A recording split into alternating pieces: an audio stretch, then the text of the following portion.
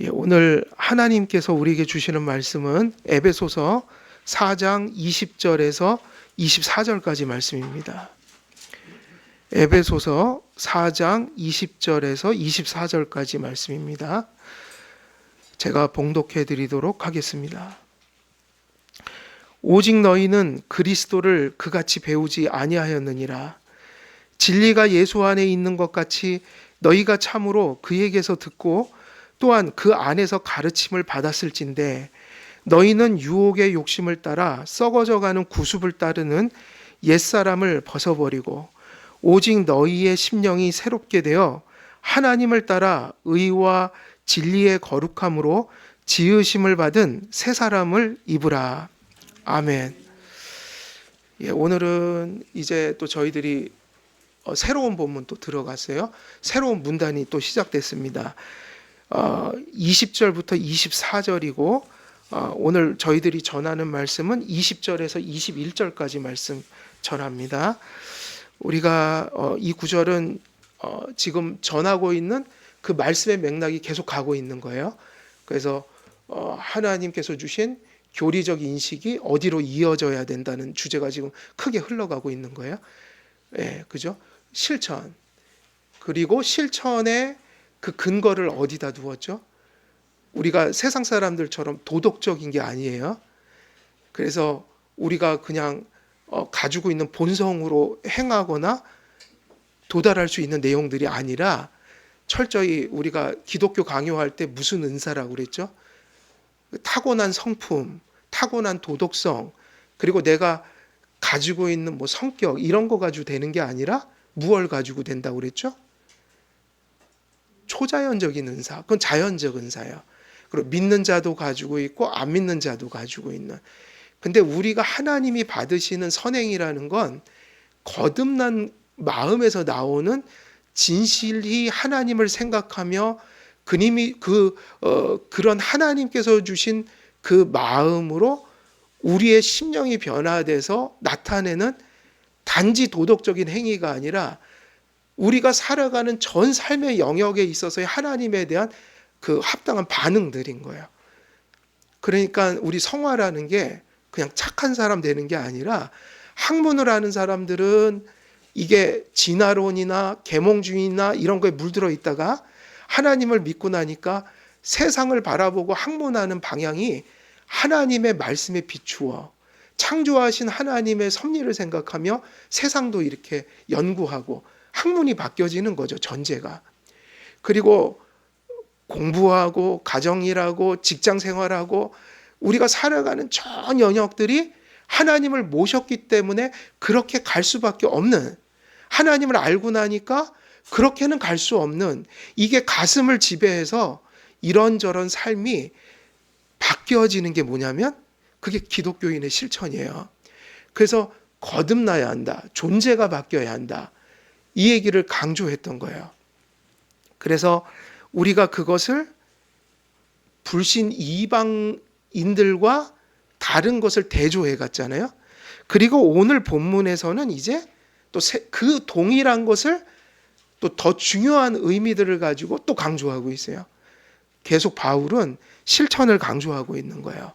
근데 지금 보면 그 각각의 문단들이 이런저런 모습으로 그것을 계속 다지고 있어요. 이러니까 실천해야 돼. 이런 방식으로 실천해야 돼. 그리고 이렇게 실천해. 이런 모든 실천이라는 주제를 확고히 하기 위해서 지금 이런저런 뭐 우리가 학문적으로 하면 논증을 하고 있는 거예요. 그래서 바울은 20에서 24절에서 여전히 그리스도인의 생활을 불신 이방인들의 생활과 대조함으로 그리스도인의 정체성이 어떠해야 하며 또 동일한 얘기가 나오는 거예요. 그리고 그리스도인이라는 존재가 어떠한지를 계속 교훈하고 있는데 각각의 색깔이 다 다르고 그것을 확고히 하는 방식과 내용이 달라요. 그래서 바울은 20절에서 뭐라고 지금 얘기를 하고 있죠? 한번 볼까요? 20절에서 뭐라고 합니까? 오직 너희는 그리스도를 그같이 배우지 아니하였느니라. 여러분, 이 에베소서를 시작할 때 우리가 무슨 얘기를 했었죠? 에베소의 교회를 세운 사람은 누구예요? 원래 기초를 놓았던 사람. 사도행전 보면 누가 에베소에다가 선교를 해서 교회를 세웠습니까?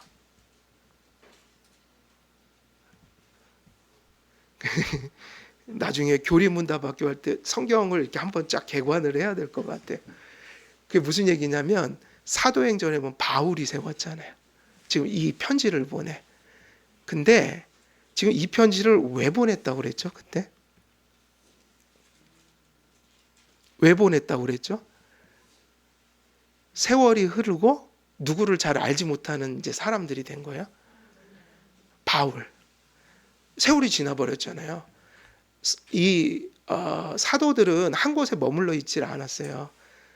기초를 놓으니까 그 시대에 뭐 소아시아부터 해서 유럽까지 막 돌아다니면서 기초를 막 놓은 거예요. 온 세상에 땅 끝까지 이제 복음을 전하는 기초를 놓으니까 세워놓고는 가고 목회자를 세웠다고요.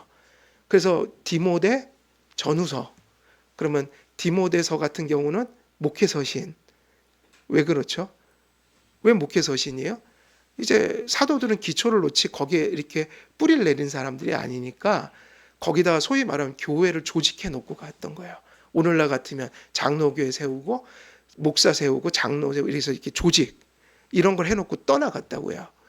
근데 지금 이 편지를 전할 시점에서는 어떤 상황이 된 거죠?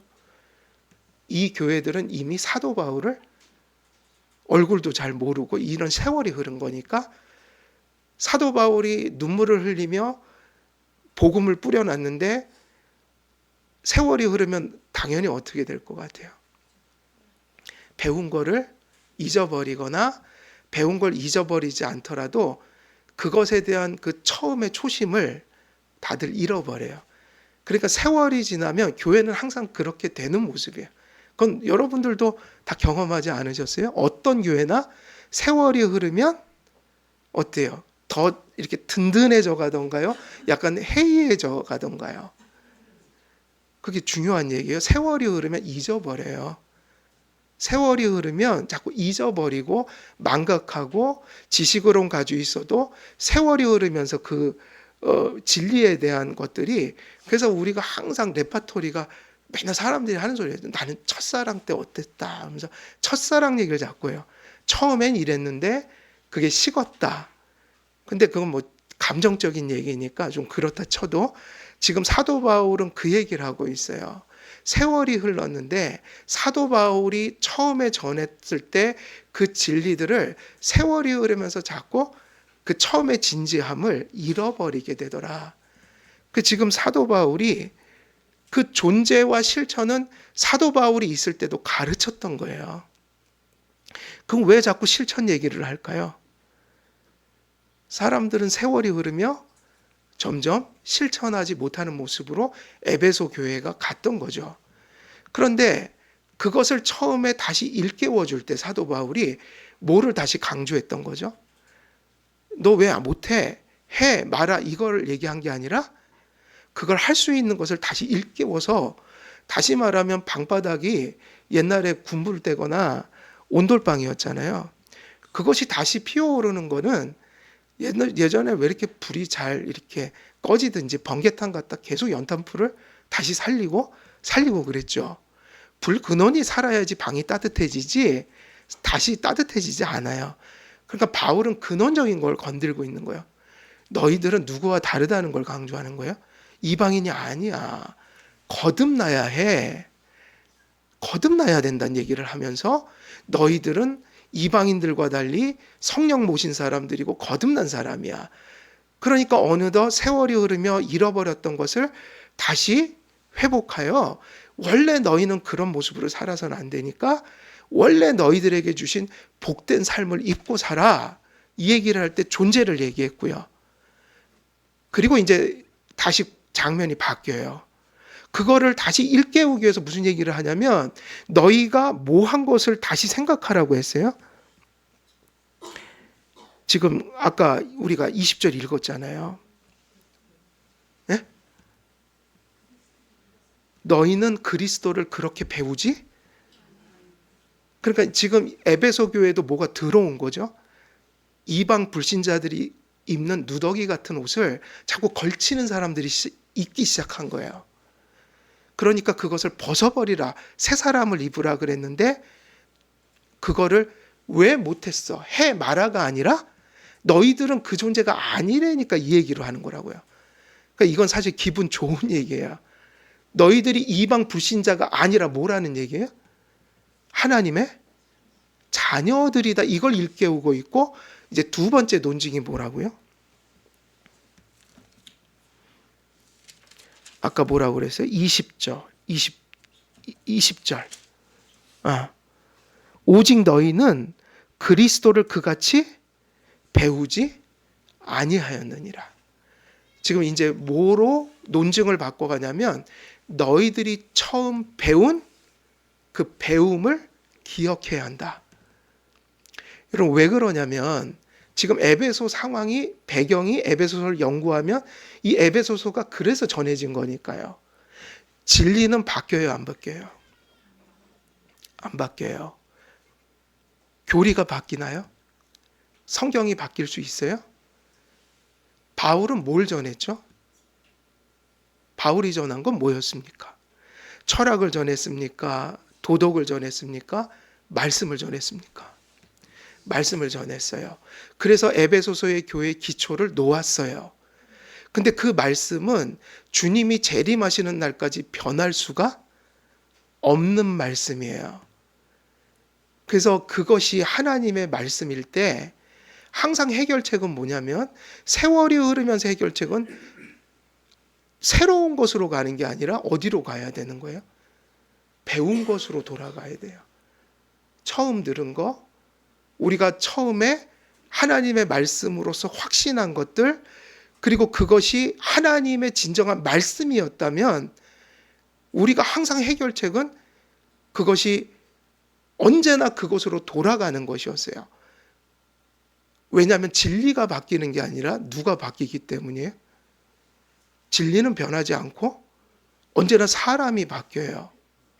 사람이 바뀌면서 변하지 않는 진리를 실천하기 힘들어지는 상황들이 늘 삶 속에서 있는 거예요. 그 누구나 마찬가지예요. 그러니까 항상 답은 어디에 있는 거죠? 어디로 돌아가라고 하냐면 말씀으로 돌아가라고 하는데 구약과 신약을 통틀어 항상 그 모든 문제가 일어난 곳에서 성령님은 그리고 많은 선지자와 사도들은 어떻게 하라고 그랬습니까? 항상 메시지는 똑같아요. 돌아가라. 선지자들의 예언서를 보세요. 항상 그거 뭐냐면 여호와께 돌아가자. 사도들은 서신서를 읽으면 항상 고민이 그거였어요. 초대교회 때 처음 기초를 놓은 게 누구냐면 사도들이었잖아요. 그들은 죽을 때까지 늘 고민이 그 기초를 놓았던 말씀을 그 교회들이 어렵고 핍박받고 또 로마라는 그 무진장 타락한 문화 속에서 사도 바울이 전한 말씀들, 베드로가 전한 말씀들을 그들이 버리지 않길 바랬던 거예요. 요한계시록을 왜 써주셨을까요? 그거를 격려하기 위한 거였어요. 종말론을 전함으로 끝까지 견디자. 승리했다 이미. 근데 그 승리가 아직 이렇게 완전히 나타나질 않아서 우리가 참으면 승리한다. 믿으면. 계시록은 그냥 빅토리가 원래 그 본질인 거예요. 계시록의 본질이 뭐라고요? 빅토리예요. 승리. 승리했다. 그러니까 핍박받고 어려움이 온다고 그거를 놓지 말라. 그럼 큰일 난다. 죽더라도 그걸 붙들면 오히려 너희를 죽인 자들이 너희들 우리 하나님 앞에 교회 앞에 무릎 꿇고 심판을 받을 때가 있을 것이다.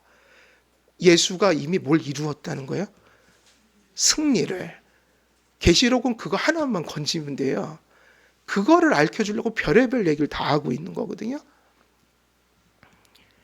그래서 무슨 얘기를 하냐면 오직 너희는 그리스도를 그같이 배우지 아니하였느니라. 그러니까 항상 우리는 모든 삶의 시험과 문제와 또 세상에서 오는 여러 가지 어려움들에 직면할 때 우리가 흔들릴 때마다 무엇을 기억하는 게 해결책인 거예요.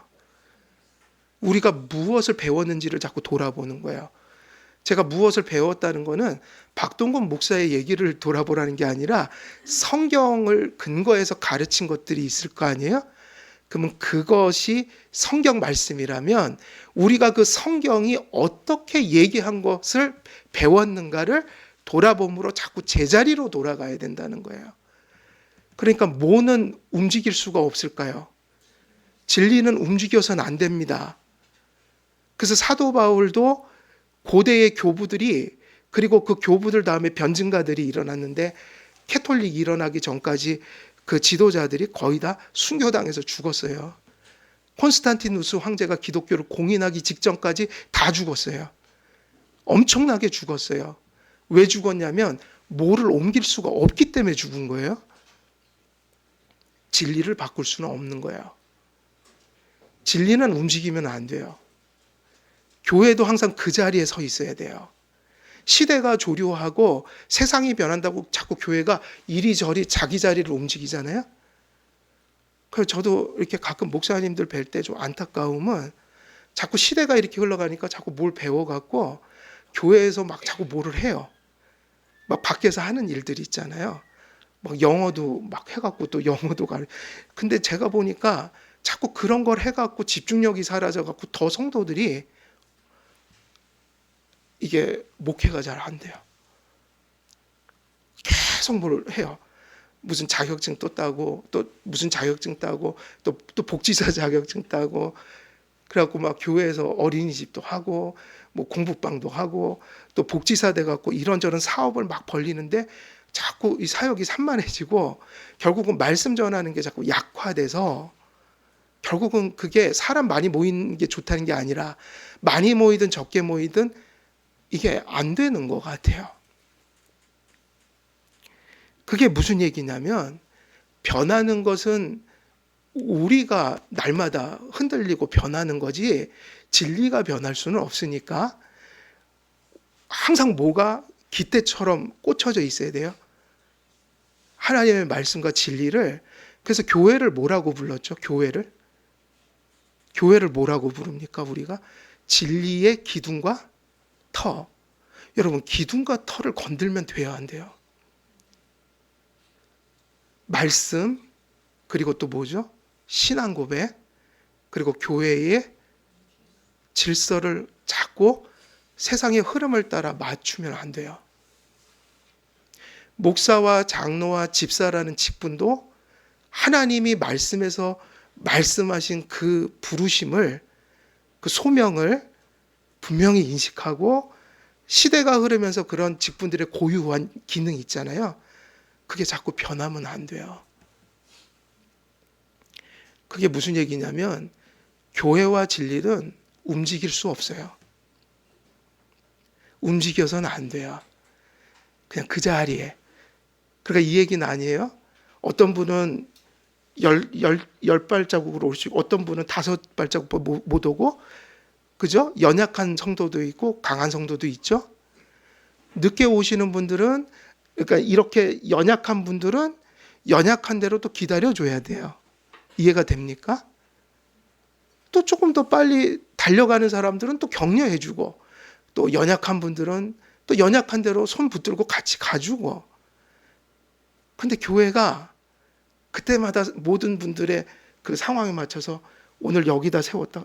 저기 늦게 오시는 분 교회를 또 저쪽으로 갖다 놓고, 저기 또 빨리 가네? 또 여기다 놓고? 이러면 될까요? 안 될까요? 그게 아니라 출애굽할 때도 마찬가지. 저는 항상 그걸 생각해요. 출애굽할 때 거기에는 장애인도 있었을 테고 어린아이도 있었을 테고 홍해를 갈랐을 때 여러분 그게 짧은 시간 지난 게 아니라고 그랬죠. 출애굽 설교할 때. 어떤 사람은 힘이 있어서 빨리 건넌 사람도 있지만 어떤 사람은 절뚝절뚝거리니까 그 홍해를 하나님이 한 백성 양 한 마리까지 들어갈 때까지 그 물을 벽을 허물지 않고 뒤에서 불기둥과 구름기둥으로 그 애굽의 그 전사들을 막아놓고선 다 지나갈 때까지 기다렸다고요. 그래서 모든 백성들이 다 지나간 거예요. 그렇죠. 교회는 원래 그런 곳이니까 연약한 대로 또 따라올 수 있으면 따라온 대로 다 그렇게 같이 가는 거예요. 그러나 뭐가 움직여서는 안 돼요? 다 못 쫓아가도 괜찮아요. 교회가 그 표대와 같은 기준들을 그걸 지키고 있어서 갈 곳이 있어야 되는 거예요. 천천히 가고 뒤따라 가더라도 저기로 가야 되는구나. 애굽 쪽으로 가면 안 되고 홍해 건너도 어디로 가야 돼요? 애굽의 반대쪽으로 가야 될 거 아니에요? 그게 목표죠, 그게. 그러니까 교회는 언제나 그 자리에 서 있고 다 이렇게 같이 가는, 그거를 같이 가는 거죠. 근데 뭐는 움직이면 안 되냐면 표대는 움직이면 안 되는 거예요. 그래서 항상 그것이 진리의 뭐라고 그랬죠? 기둥과 터다. 삼풍백화점이 왜 허물어져 버린지 아세요? 삼풍백화점이 왜 허물어졌죠? 여러분 다큐멘터리 많이 보시지 않았어요? 우리 집사람이 그 허물어지기 5분 전, 10분 전까지 거기 앉아 있었어요. 왜 허물어졌죠? 거기 있는 기둥들을 구조 변경을 했다고요. 그 매장을 하나라도 더 넣으려고.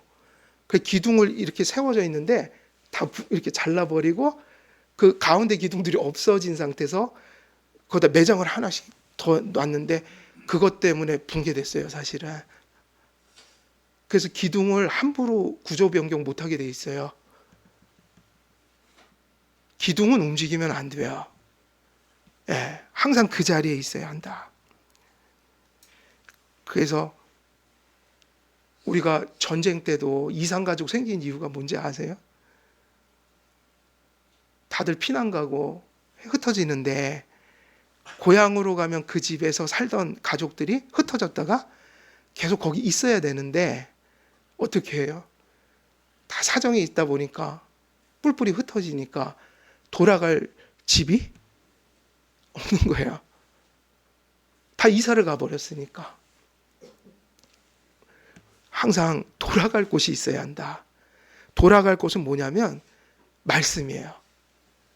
그러니까 항상 그러면 해결이 돼요.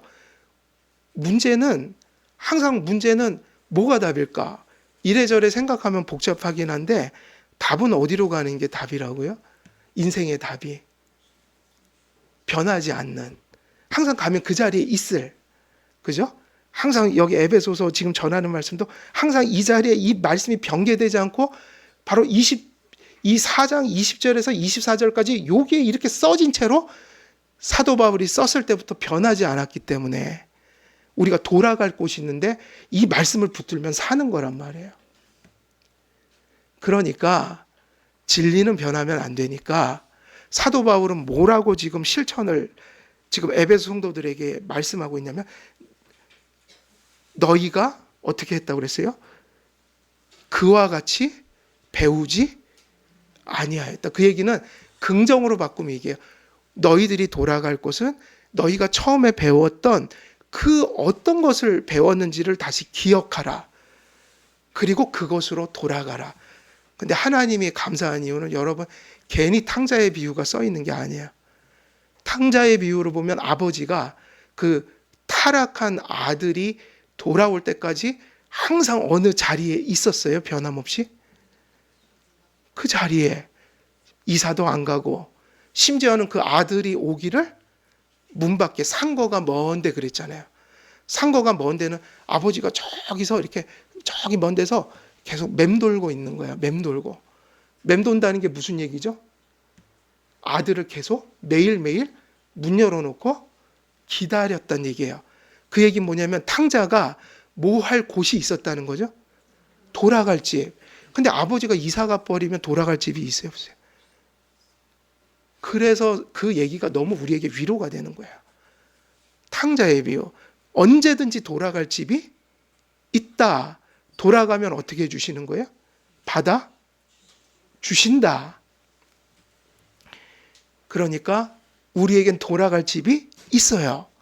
그럼 그게 뭐냐면 바울은 너희가 처음에 배운 거 있죠. 배운 게 뭐죠? 하나님의 말씀이요.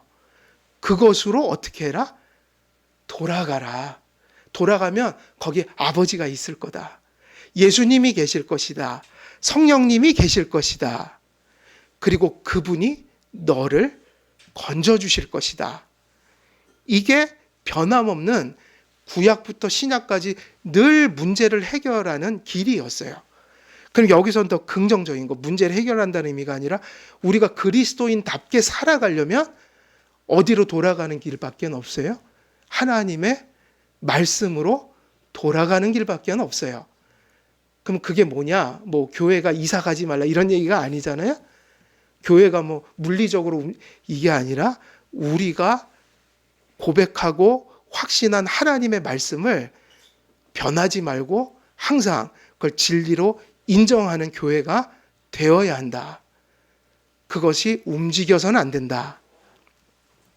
그래서 사도 바울은 이 이야기를 하면서 이 표현을 썼는데 이게 한글에는 표현이 안 되지만 헬라어에서는 되게 중요한 표현이에요.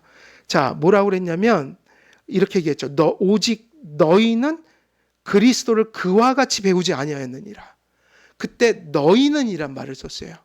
너희는 원래 헬라어는 그러니까 너희는 이게 2인칭 그 주격 대명사잖아요. 너희는. 근데 이 너희는이라는 대명사가 원래 헬라어는 주어를 안 써요. 어디에 다 달려 있냐면 그 동사의 그 어미가 그 주격을 다 포함하고 있어서 그래서 뭐 에고 이러면 이제 오라는 게 1인칭 저기 이제 거기 인칭 대명사인데 그런 것들이 인칭마다 다 달라져요. 그러니까 어미가 1인칭 다르고 2인칭 다르고 3인칭 다르고 또 복수가 되면 또 바뀌고 그러니까 동사 자체를 보면 아 이게 너희를 혹은 그들을 하는지 다 안단 말이에요.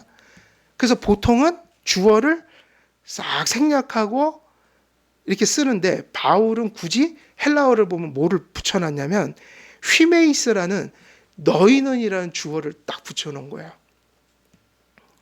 그러면 이게 무슨 의미일까요?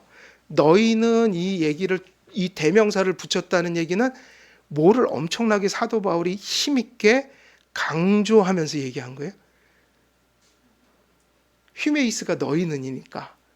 그냥 없으면 그냥 너희들 가리키고 있구나 이건데 굳이 너희는 이거를 우리 한글처럼 딱 붙여놓으면 너희는 이걸 엄청 강조하는 거죠.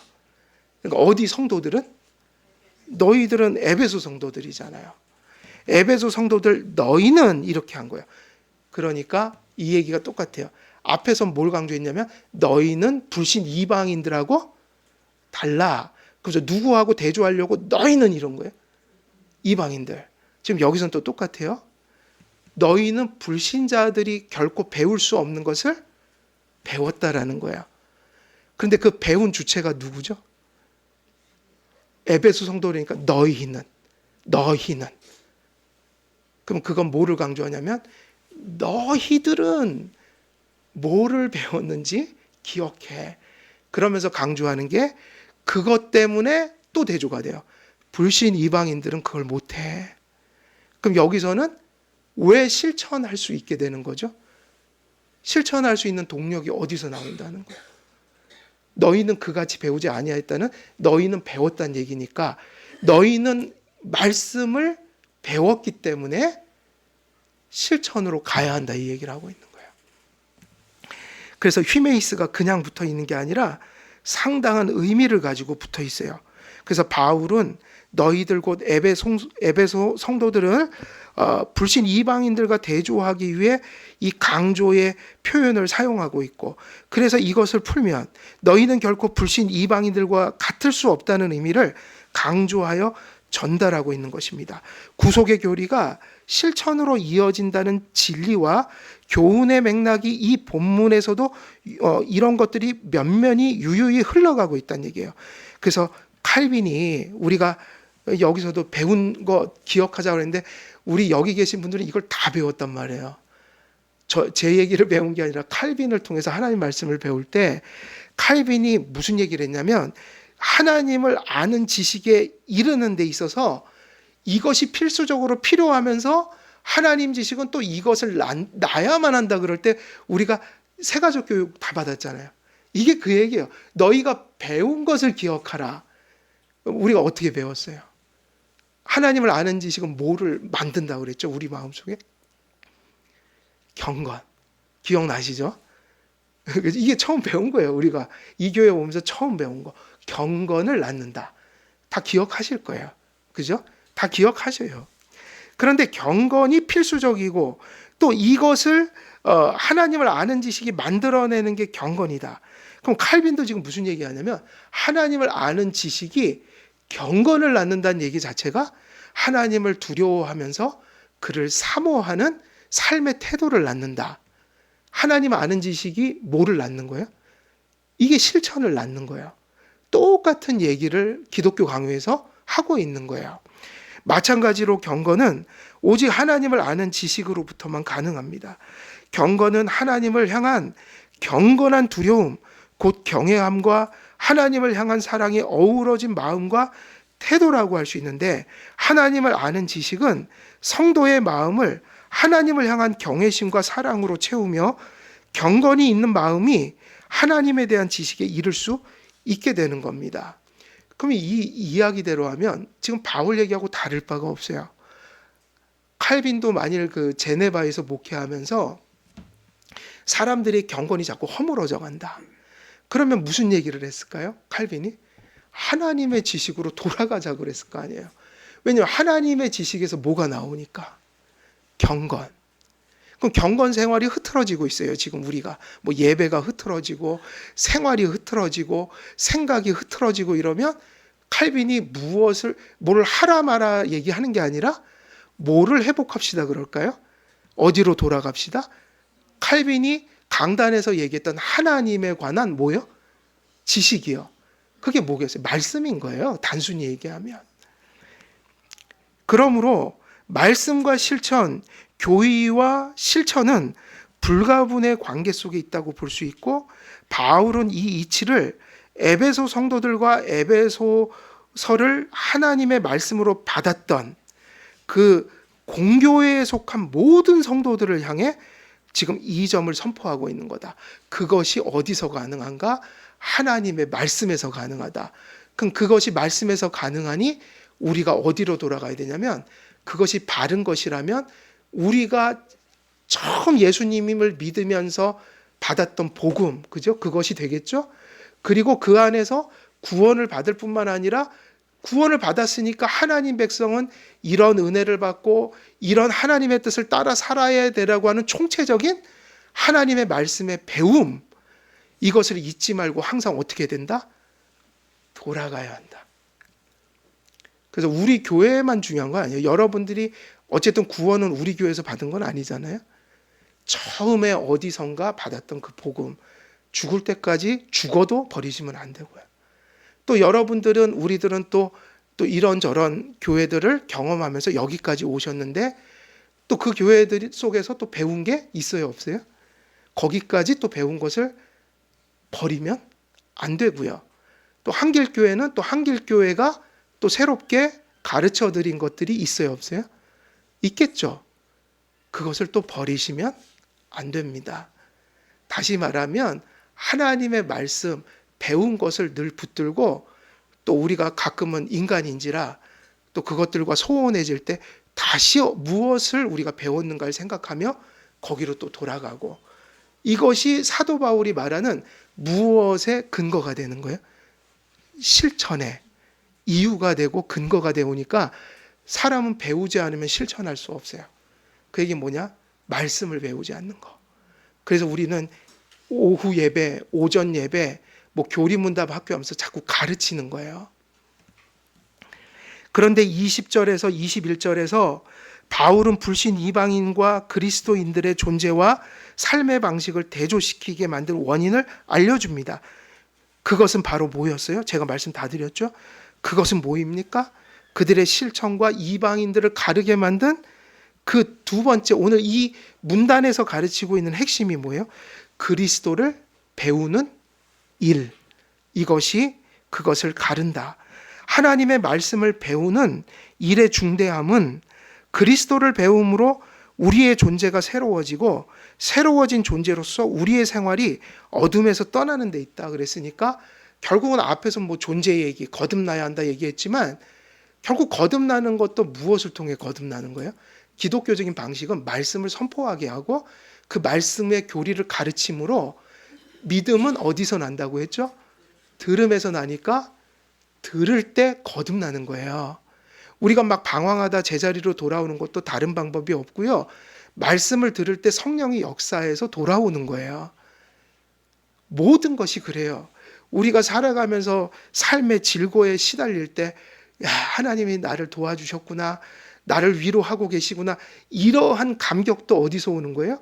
하나님의 말씀을 들을 때 하나님의 손길, 지금 내게 행하고 있는 일들이 말씀을 통해서 눈이 열려 보여질 때 감사도 할 수 있는 것이니까 사실은 배운다는 게 학교에서 뭐 공부 배우듯 하는 그런 걸 의미하는 게 아니라 하나님의 말씀을 인격적으로 깨닫고 믿고 순종하며 그 믿음 안에서 역사하시는 하나님을 우리가 경험하는 것을 배운다는 말로 표현할 수 있는 거죠. 그래서 교회에서 실천이 발생한다는 사도 바울의 가르침에 따라 바울은 그리스도를 배우는 일의 의미를 교훈합니다. 그리스도인이 되는 일은 그리스도를 배우는 일에 달렸고, 그러니까 이게 왜 사도 바울이 너희가 그렇게 배우지 아니하였고, 그러니까 그렇게 배웠다라는 걸 강조하는 이유는, 그래서 휘메이스를 통해서 이방인과 너희가 달라라고 하는 근거가 뭐냐면 그들이 뭘 배웠기 때문이에요. 이 교회가 처음 세워질 땐 바울에게 배웠고 지금 거기가 계속 그렇게 가고 있는 교회였다. 그리스도께서 택하시고 구속하여 당신의 소유를 삼은 그 자의 심령만 이 가르침을 받아들이게 됩니다. 모든 것이 그 배움을 통해 은혜의 수단을 통해 하나님이 우리에게 복을 주시지만 또 역으로 말하면 그 가르침은 누구만 받을 수 있는 걸까요? 택함 받고 성령이 역사하시는 자들만 그 배움을 배울 수 있어요. 우리가 하나님의 말씀을 무언가 깨닫고 배우고 살아낸다면 그거는 엄청난 은혜인 거예요. 왜냐하면 그건 못해요, 아무나. 초반에 얘기했듯이 초자연적 은사가 없이는 못한다. 안 된다. 그래서 그리스도에 대한 가르침을 받지 않는 사람들은 하나님의 자녀로 거듭날 수 없고 그들이 거듭날 수 없으므로 거듭난 성도들이 나타내는 생활의 실천이 나타날 수가 없어요. 불신자들과 다를 바 없는 인식과 생활 속에 머문다면 그는 그리스도를 배운 적이 없는 사람입니다. 그러니까 그리스도를 배운 적이 없다는 것은 무엇을 의미하는 거죠? 그리스도인으로서의 인식과 그 생활을 경험해 본 적이 없는 사람은 거듭나지 못한 거고 이들에게 뭐가 없냐면 그리스도를 배운 적이 없다는 얘기예요. 그러니까 교회를 출석할지라도 배운 적이 없을 수가 있나요, 없나요? 있죠. 깨닫지 못한다면. 그래서 여러분 성경을 보면 그 씨 뿌리는 비유가 나오는데 세 가지 부정적인 게 나오고 하나 긍정적인 게 나와요. 부정적인 건 뭐죠? 길가. 그 다음에 뭐예요? 가시밭. 그 다음에 돌짝밭인데 돌짝밭의 특징이 뭐냐면 이 이스라엘 땅은 석회질로 돼 있어요. 석회질이 많아서 또 이렇게 바위 같은 그런 돌덩이가 이제 땅에 이렇게 파묻혀 있는 데도 많고 그러니까 이런 데 이제 이렇게 안반이 있는데 그런데 또 막 자갈들이 많고 거기에 흙만 약간 살짝 이렇게 덮여 있는 땅이 많대요. 그러니까 이스라엘이 사실은 농사 짓기가 좀 힘든 땅이긴 해요. 그런데 그 돌짝밭은 뭐가 얕아요? 흙이 얕아요. 근데 밑에 뭐가 있죠? 돌이 있으니까 이런 데다 심으면은 식물들이 어떻게 반응하냐면 뿌리를 못 내려서 죽는 거잖아요, 사실은. 뿌리를 내려야 된다. 뿌리. 신앙도 뭐를 내려야 돼요? 뿌리를. 근데 뿌리는 못 내려요, 돌짝밭은. 그러면 이게 특징이 뭘 것 같아요? 다르게 자라요. 이게 돌짝밭에 떨어진 게 어떤 특징을 가진 것 같아요? 어떤 특징을 가진 것 같아요? 뿌리를 못 내리면 식물은 본능적으로 살아남으려고 싹을 빨리 틔운대요. 그러니까 아래로 안 되니까 위로 확 틔우고 어떻게든지 살아보려고 훨씬 더 빠르게 자란대요. 요 작은 어린 순들은. 그러니까 예수님이 그거를 그렇게 표현했거든요. 잠시 감정적으로 들끓다가 그냥 끝나버리는 신앙. 잠시. 우리 한국 사람들을 뭐라고 비유해요? 그런 걸 가리켜서. 냄비 근성. 근데 옥토는 뭐냐면 뿌리를 내리니까 천천히 갈 수 있어요. 훨씬. 나타나는 싹은 훨씬 늦게 나와요. 근데 뿌리가 없으면 팍 자라버린대요. 어느 정도까지. 그러다가 수분을 섭취를 못하니까 죽어요. 결국은. 뭐가 중요하면 뿌리가 중요하다. 뿌리가 중요하다. 씨가 뭐죠? 거기 비유해서 말씀이잖아요. 말씀이 성령이 충만한 마음으로 조명받는 마음으로 그 말씀을 자꾸 받아들여야 된다. 그래서 나오는 게 뭐냐면 실천이다. 속도가 중요한 것 같지는 않아요. 속도가 중요하진 않아요. 저도 목양하면서 한길교회가 빨리 가기를 전혀 원하지는 않았어요. 개척 첫 해부터 천천히 가길 바라요. 저는. 했던 거 얘기하고 또 반복하고 또 그것이 다져지고 또 새롭게 깨달아지면서 이게 빨리 자라는 게 아니라 뿌리가 깊이 박혀서 뿌리가 깊이 박히면 웬만큼 흔들려도 쓰러지지 않죠. 아무리 가뭄이 와도 뿌리가 깊으니까 땅속의 수분들을 어느 정도 빨아들일 수가 있어요. 뿌리가 중요하다. 말씀의 뿌리가 중요하다. 그게 뭐냐면 사도 바울이 너희가 어디서 배운 것을 다시 기억하고 돌아가라. 항상 우리가 뿌리 내릴 곳은 한 곳밖에 없어요. 하나님의 말씀밖에 없다. 그러므로 바울은 하나님의 자녀가 되고 교회가 된 에베소 성도들에게 그들이 불신 이방인들과 다른 존재임을 알려주기 위해서 이렇게 말합니다. 오직 너희는 그리스도를 이같이 배우지 아니하였느니라.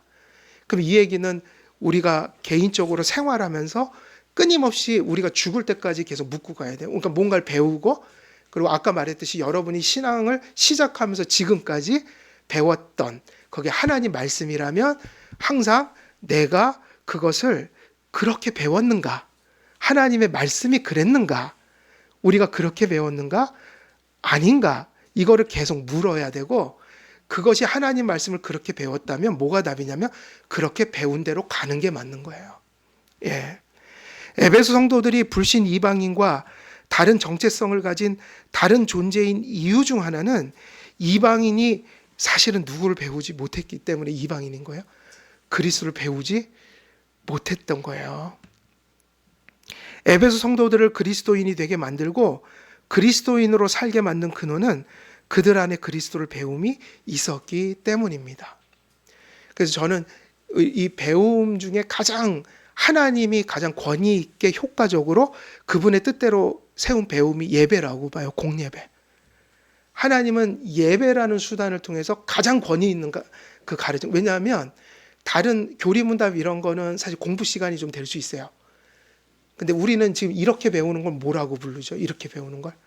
설교를 통해서 배우는 거를 말씀 선포라고 하잖아요. 말씀 선포와 공부 시간이 다른 게 뭘까요? 말씀 선포는 성경적 해석이나 교리적으로 이미 다 검증이 된 것을 검증이 됐으니까 교회가 신앙 고백으로 받는 거 아니에요.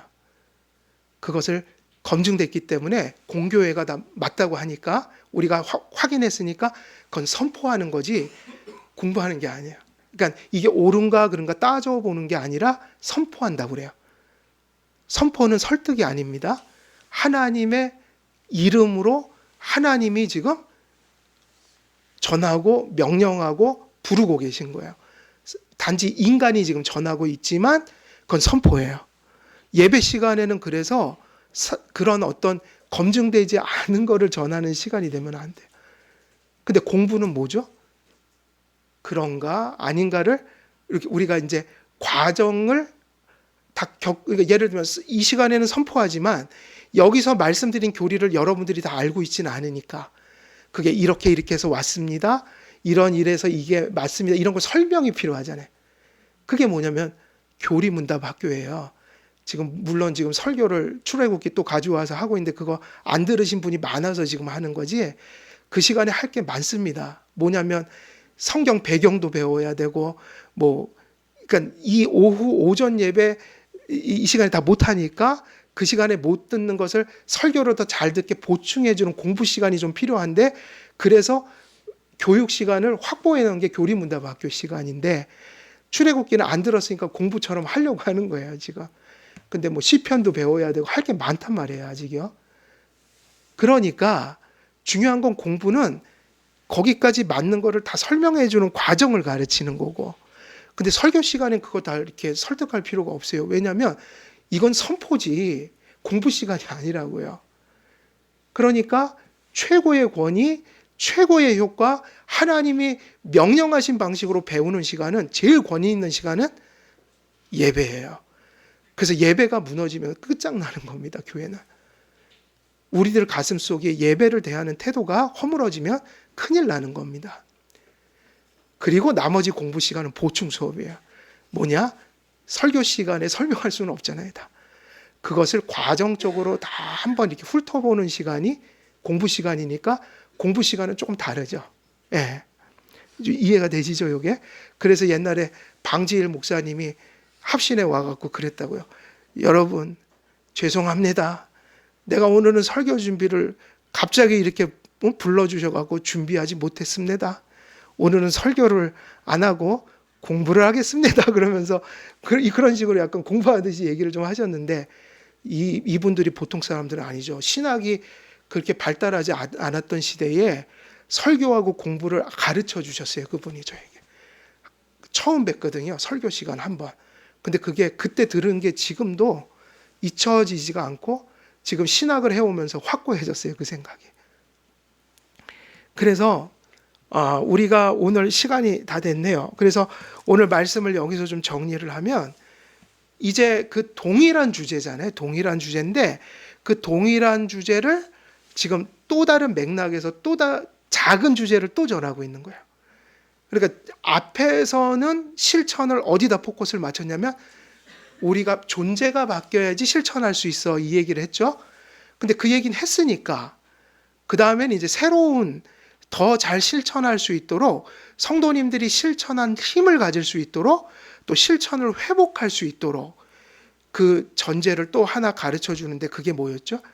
그게 너희가 그리스도를 이와 같이 배우지 아니하였느냐. 그러니까 이건 부정적인 얘기인데 바울의 그 마음은 이거죠. 그때 그 하나님의 말씀을 처음 배울 때 그 말씀으로 돌아가는 것이 답이다. 실천을 할 수 있는 근거다.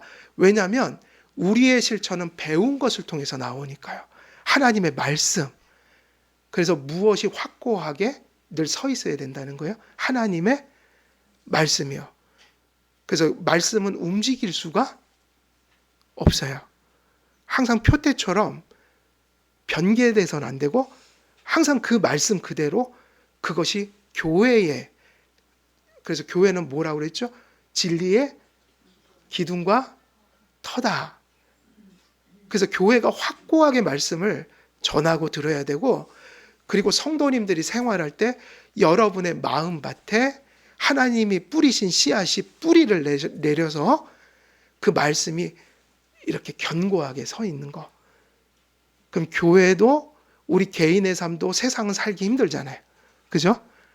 모두에게 여죄도 있고 우리는 인간인지라 흔들릴 때도 있고 저도 마찬가지고 그럴 때 항상 하나님 앞에 이걸 잊지 마셔야 되는 게 우리가 다시 그리스도인다운 삶의 실천으로 나가기 위해선 항상 뭐를 오늘 본문대로 하면 우리가 누구에게 배운 것을 다시 생각하며 그가 우리에게 주신 그 배움을 기억하며 그것으로 돌아가는 길밖에는 없다라는 거야. 그럼 그것이 누구에게 배웠고 누구의 말씀이며 누구에게 돌아간다고 할 때 그건 하나님의 말씀으로 이렇게 정리가 될 수 있겠죠. 그리고 더 구체적으로 얘기하면 성경으로 돌아가자. 이렇게 말하면 이게 조금 확대되면 거창한 얘기가 되는 거예요. 종교개혁, 리폼드 처치, 오직 말씀으로 사역하는 교회, 혹은 16세기에 일어났던 종교개혁, 오직 뭐로요? 오직 성경으로, 말씀으로. 개혁교회라는 말이 별다른 의미가 아니라, 개혁교회는 무슨 뜻이에요? 말씀으로 끊임없이 돌아가는 교회. 그래서 이렇게 돼요. 개혁교회는 1517년 맞죠? 1517년에 루터, 그래갖고 이제 역사의 출발점은 됐고, 그런데 종교개혁이 일어났죠. 근데 금방 어떻게 됐다고 말씀드렸죠? 종교개혁은 가시적으로는 다 파괴돼 버렸어요. 왜냐? 16, 17세기에 개혁주의가 세워졌는데 웨스트민스터 신앙고백서 딱 만들어 놓고 17세기, 18세기 넘어가면 계몽주의 시대로 도래해갖고 교회가 다 무슨 교회로 넘어가 버렸어요? 자유주의, 리버럴리즘으로 다 넘어갔어요. 그리고 보수적인 교회들은 멀쩡하냐? 그게 아니라 세속화돼 버렸다고요. 세속화. 말씀을 가르치지 않고 웰빙이니 힐링이니 혹은 세상에서 그 기복신학을 가르쳤다고요. 은사주의가 팽배했단 말이에요. 그리고 그렇게 되니까 보수적인 교회들이 약해지니까 뭐가 들어와요? 자유주의가 섞여요, 이제는. 교회 안에. 그러니까 리폼들은 뭐냐면, 종교개혁은 16세기에 끝난 게 아니라 원래 교회는, 그러니까 아까 얘기했잖아요. 에베소 교회도 사도 바울하고 한참 떨어져 있으니까 또 이상하게 가고 있었어요, 그때. 그러니까 교회는, 이 교회 역사는 언제나 그랬고, 그러니까 리폼드 처치, 종교개혁은 16세기 이런 건 역사적인 종교개혁이고 벌써 17세기에 교회가 깨졌다고요. 개혁교회가. 그 지금 극소수예요, 이런 교회들이. 그러니까 종교개혁은 뭐가 돼야 되는 거죠? 지금 우리가 종교개혁 때 가르친 루터, 칼빈 이런 사람들 성경으로 돌아와서 가르친 것을 끊임없이 복원하려고 또 돌아가야 돼요. 그러니까 종교개혁은 끝났다, 안 끝났다? 역사적인 건 정리가 됐고요. 됐는데 그것을 따르는 이 현대의 교회들은 흔들리고 있으니까 종교개혁은 계속 흔들리고 있는 거예요. 그러니까 끊임없이 종교개혁이 이런 개교회들 속에서 일어나야 돼요. 말씀으로 돌아가자는 운동이. 그게 바로 뭐냐면, 너희가 그리스도를 이와 같이 배우지 아니하였다. 그러니까 우리가 그리스도를 이와 같이 배우자. 그리고 그분께 돌아가서 우리 모두 같이 하나님의 은혜 속에서 하나가 됩시다. 그게 개혁교회가 하는, 가고자 하는 그냥 전부예요. 복잡할 게 없어요. 맞죠? 틀린 거 아니죠? 예. 오늘 말씀은 시간이 돼 여기까지 전하고요. 제가 기도하겠습니다. 살아계신 하나님 아버지, 에베소 교회를 바울이 또 기초를 놓아 세우고 또 세월이 흐르며 그 교훈들이 흐려져 갈 때 또 다시 한번 사도 바울은 편지를 보내어 그들이 처음 받은 복음이 무엇이었는지, 또 하나님의 복음을 받은 자들의 삶의 도리가 무엇이었는지 다시 한번 일깨워 주신 것처럼, 또 종교개혁이 일어나고 또 한없이 세상은 세속화되어 변화되고 있을 때에 또 다시 한번 곳곳의 교회들 속에 또 주님의 말씀을 쫓고자 회복되는 또 그러한 작은 종교개혁들이 지금도 반복되고 있음을 또 저희들은 또 보고 목도하며 또 압니다. 연약한 저희들을 하나님께서 붙들어 주셔서 또 하나님의 그 크신 사랑과 택하심과 은혜가 또 우리를 향해 있어서 우리가 늘 하나님의 말씀으로 돌아가며 주께 배운 것을 견고히 가슴속에 붙들고 살아가는 그런 은혜가 우리 교회에 또 공교회들 속에 충만하여질 수 있도록 하나님 역사해 주시고 또 큰 긍휼로 함께해 주옵소서. 감사드리오며 우리 주 예수 그리스도의 이름으로 기도드리옵나이다. 아멘. 이 시간